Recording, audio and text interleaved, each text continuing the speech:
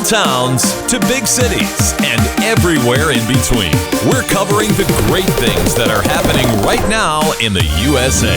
This is Positively America with Ernie Anastas. Welcome, everybody. I'm Ernie Anastas. Thank you so much for being here with us, and it's such a joy. You know, here on Positively America, we believe that everyone could use a little reminder about feeling good. Okay, how about this? How about leaving a little positive, uplifting note on your bathroom window? Yeah, something that really makes you smile at night, okay? And then in the morning, it's the first thing that you see. Nice thoughts. It'll be the very first thing to get you started in a good way. Speaking of feeling good, now we have some incredible innovations in new medicine over the last 20 years to keep us healthier and to live longer. My first guest now has first-hand information about what's happening in the medical world. He's a respected cardiologist, medical professor, been involved in new research projects.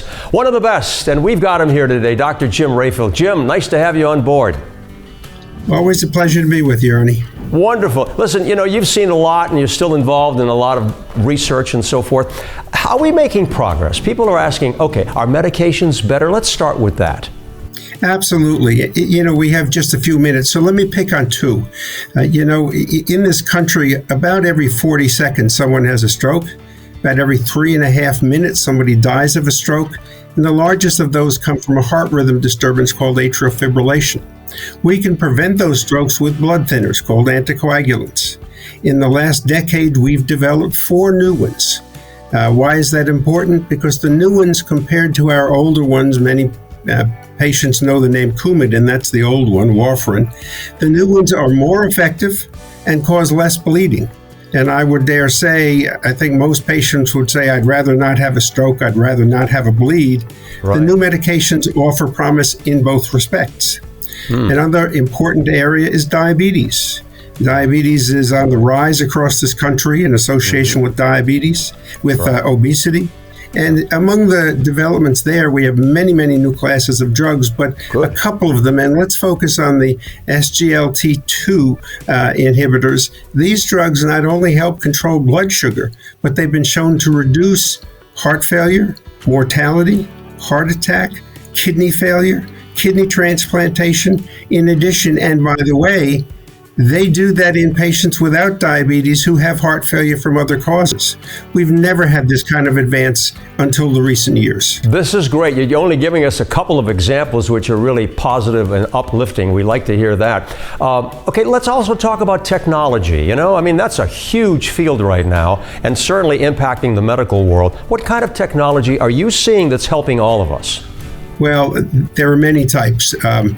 Robotic surgery, for one, the ability to use small tools and do it remotely. We've had surgeons in the U.S. do laparoscopic type of surgery with computer connections, and the patients are in Japan or in the Far East.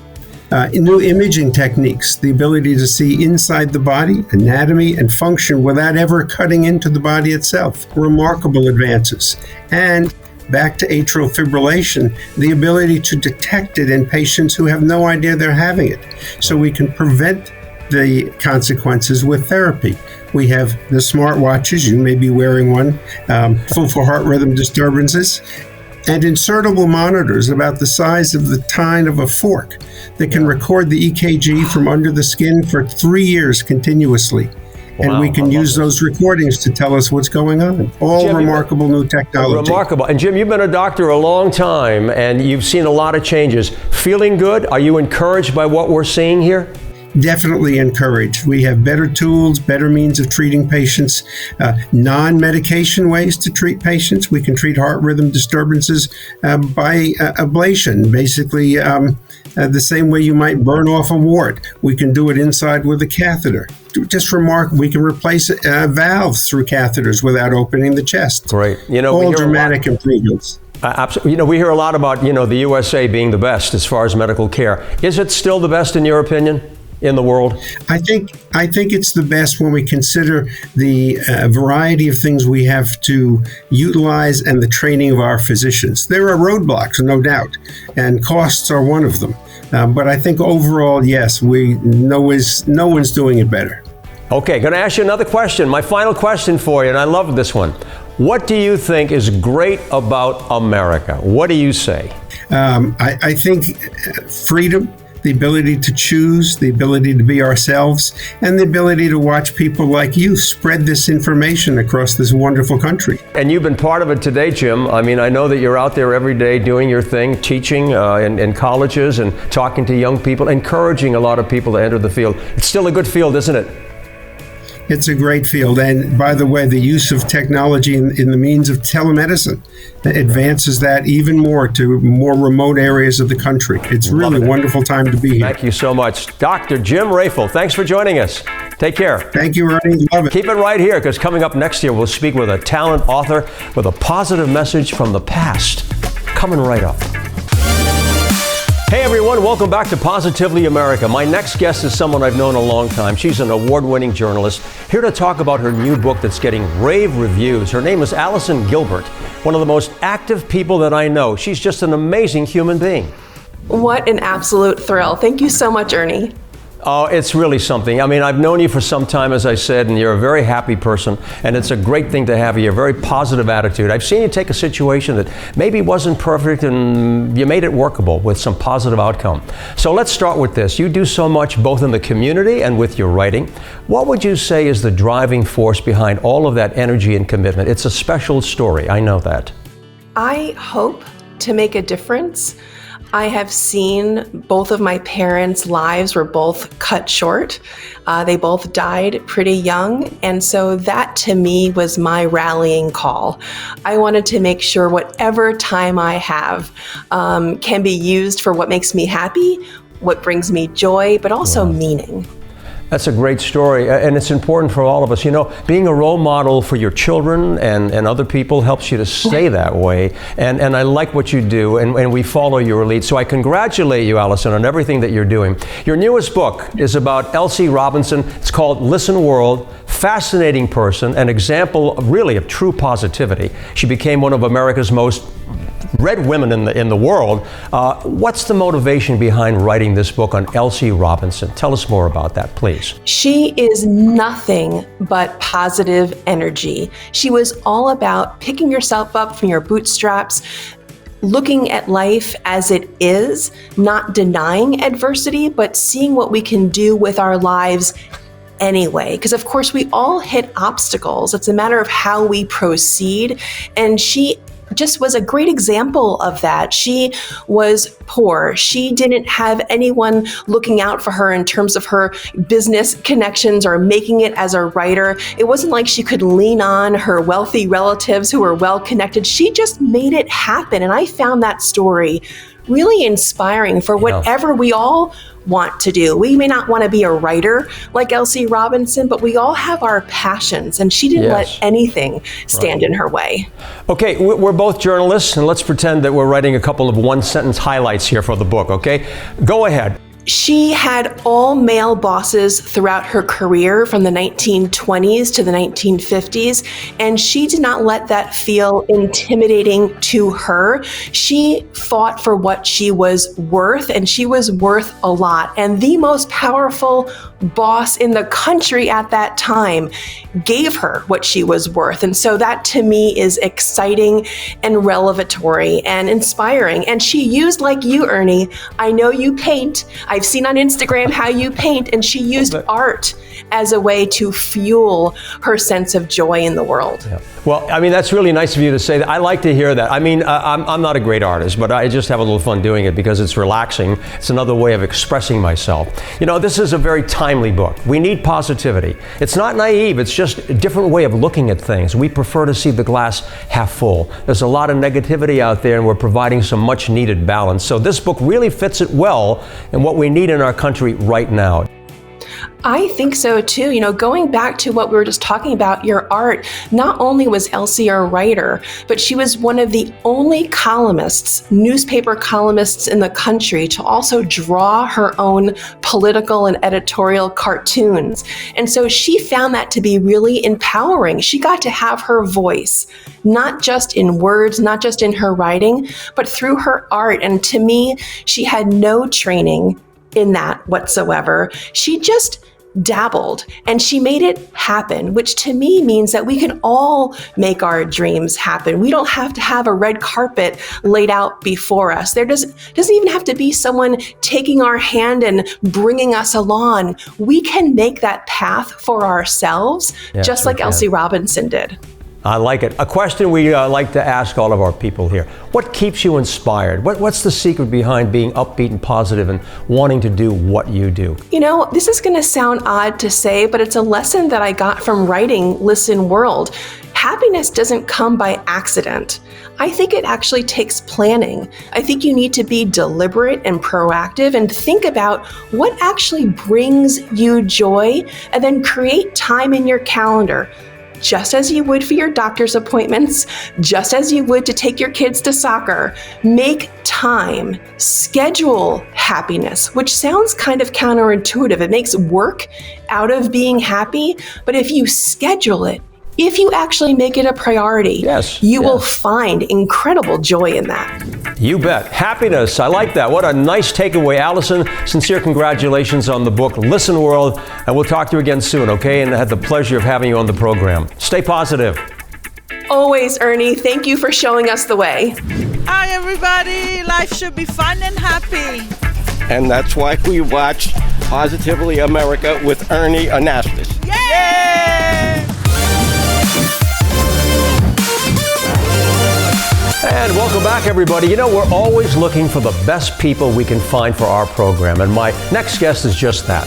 She's got a great reputation and a following as a counseling psychologist with a thriving private practice. She's come to be known as Dr. Debbie by both her clients, national TV audiences, and she's right here now focused on a new project, Get Closer to Your Core, helping people gain true self-awareness. So glad that she's here. Dr. Debbie Magids, you know, you've touched so many lives, Debbie. You've done a great job. Thanks, Ernie. Thank you for having me. It's so nice to see you. It's a joy. You know, I want to talk about, you know, there's a thing called toxic positivity versus, you know, the other side, which is a little more positive thing for us to really rely on. Tell us the difference in how it works. So we're all about positivity and cultivating joy, but there's this thing, toxic positivity, that you mentioned, where it sort of negates any emotion that's painful, anger or sadness, and it sort of makes people feel like they must be happy all the time and must be positive all the time. And that's really not what we're after. We're after emotional self-care, which means if you're sad, feel sad. If you're angry, feel angry. Get to the other side of the emotion and then look to the joy in your life. Because if you numb out the pain, you're also numbing out the joy. Okay, so how do we cultivate that joy? How do we do that? So there's a couple of ways to do that, but the thing I like to talk about the most is positive psychology. Martin Seligman is the father of that. And what that is the science of happiness and positivity and thriving versus just surviving. And they have all these tenets that we can talk to, but the biggest one is optimism, right? Everyone's on a scale of optimism to pessimism. And most people are pessimistic in that even if they have a million things that are wonderful in their life, they pay attention to the things that they don't have. And to cultivate joy, you have to start to pay attention to what you have versus what's missing. I like that a lot. And what we have to do is apply, you know, all of these principles that you're talking about. Mental health, I don't have to tell you about that. It's a big issue in our country. You know, people are very concerned about it. And it doesn't matter what age you're at, too. What are some of the rules that we should be looking at for good mental health? The number one thing is, I mentioned already, you have to pay attention to your emotions. Otherwise, we go into what we call distress, which is the bad stress that you then start to see symptoms of anxiety and symptoms of depression and physical symptoms of gut issues and back pain. So you cannot feel okay from a mental health perspective if you're not in touch with what's going on inside of you. And also, we live such busy and productive lives. you have to actually schedule in self-care for yourself. You have to schedule in time to know what you're feeling, because too many people just go and go and go, and they never know what's going on for them, and then they break down. And Debbie, you know, a lot of young people are bothered, and we have an issue with that, and it's important for us to pay attention. Whether it's bullying and some other serious issues. Yeah. How do parents deal with that? How do teachers deal with that? How do we all connect with our young people and help them out? I think going back to these tenets of positive psychology, you want to teach them the things that they need to do to feel good in the world. For instance, giving to others, right? I like to call it filling your bucket. If we can teach our young people to get outside of themselves and think about for the day, how can I make someone else's life better? How can I, and it doesn't have to be anything big. It could be a smile, a compliment, giving a call, or writing a nice email. So that's one of the things that I think our young people can really use to help themselves. We really need to do that because, we've had some serious issues, and I think a lot of our, attention has to go into that. And schools are also working on that too, trying to help them out in the classroom. There are so many subjects. We could go on and on, talk about giving back, which is a very important issue. But I want to ask you something that I ask all my guests, and you can tell me whatever you want because we're all listening to you. Okay. What's great about America? What's really great about our country? Let me hear it from you, Debbie. So many things are great about America. I guess what I'm going to choose is I feel that we still have the freedom to do and say what we want, even though we've come from a very difficult political climate, and I understand that. We still have the Constitution, we still live by it, and I, for one, love our country and love living here, and we also get to do whatever we want in the world and thrive. I love that. And it's getting better, right? Getting better? It is getting better. I have so much hope for the future of this country. I really do. I love that. Dr. Debbie Magids, always a pleasure, always a joy to hear from you. We've learned a lot today, and I thank you so much for being on the program. Have a good one. Thank you so much. Bye, Ernie. Straight ahead after a short break, Billy Floyd's asking America, would you like to travel into space? Find out how adventurous you are when we come right back.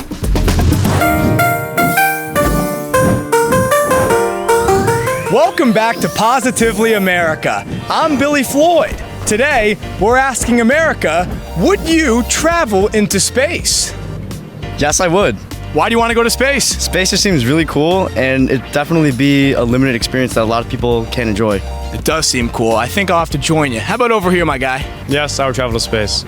Big space group, we're all going together. We're all going to space. Lock it in. Let's go. Absolutely. Why would you want to go to space? Oh, I've always wanted to go into space since the early 60s with the Gemini program. Yes. And what do you want to do in space?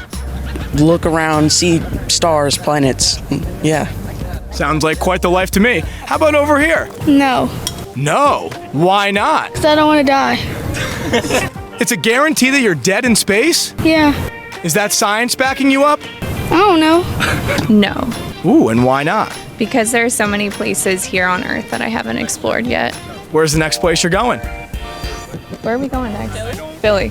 Philly, all right. Philly. Absolutely not. No, thank you. Why aren't you going to space? I am not going to space. I would hate the trip up, and I don't think I would appreciate the food. Absolutely. And what do you want to do in space? Just to say I'd be up there. I mean, it really doesn't matter as long as I'm not part of an experiment. I'm ready for takeoff, baby. Let's do it. We'll see you next time on Positively America. I'm Billy Floyd. Thank you, Billy. Loving the questions out there. Good stuff all the time. All right, let's talk for a minute. Someone once said, when I grow up, I want to be a child again. Yeah, that's the feeling. Young and alive, excited about all of what's out there. I believe that. It's in my mind. I mean, I'm a young guy, just a boy, in fact, dreaming about what I still want to do. And I emphasize, still want to do. I think it's really helpful to have a playful heart, a playful mind, not to take everything so seriously, and certainly not to feel that you've done everything. Nothing's left. No way. Experts tell us that playful learning is the key to creativity and self-expression. So what do? You let go. I want you to try this. You might realize and be surprised how you can feel when you just have this playful, childlike attitude. Learn from your kids. Give yourself the freedom to open up your mind and your heart and new ideas and experiences. It can really make learning fun, enjoyable, and worthwhile. At any age, it doesn't matter. In fact, that's how I live. Think about yourself, it doesn't matter. I'm going to go out there and I'm going to enjoy my day because I have things left to do in my life. Right? Yes, you know I'm right. I'm Bernie Anastas. Thanks for joining us on Positively America. See you next time.